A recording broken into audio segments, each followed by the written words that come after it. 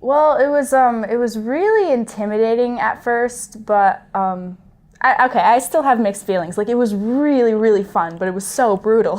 So it was a really difficult competition, but I wouldn't give up the experience for anything. It was just so much fun. The first day was like neuroanatomy.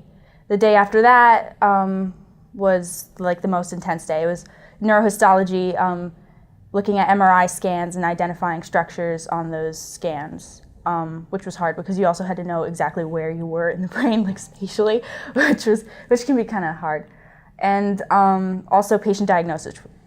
Yeah, that was the easiest part, just because we focused on disorders a lot in the local chapters, because that's something that's sort of easy to study outside of a lab. So.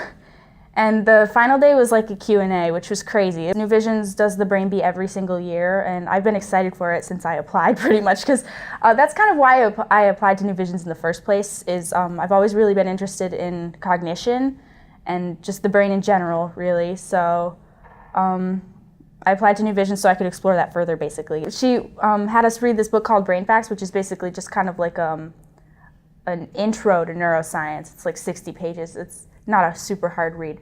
And that's kind of what you use to study for the Brain Bee. And so I've been studying all year, and it's been my focus too. So I think I had a little bit of an advantage in that way. They ask a lot of questions about neural pathways, not just in the central nervous system, but in the peripheral nervous system. So you need to know how your reflexes work. Like, someone hits you in the knee, you need to know exactly how it goes through your body. Like, that was one of the questions actually in the Q&A on the final day. They wanted to know like how exactly, like, what was reacting when they hit your knee. In New Visions, no 2 days are the same.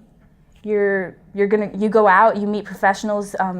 It's a hands-on experience. That's what I love the most. You just get to explore your creative side while also exploring science. I know that I'm going to be majoring in integrative neuroscience when I go to college, probably in the city.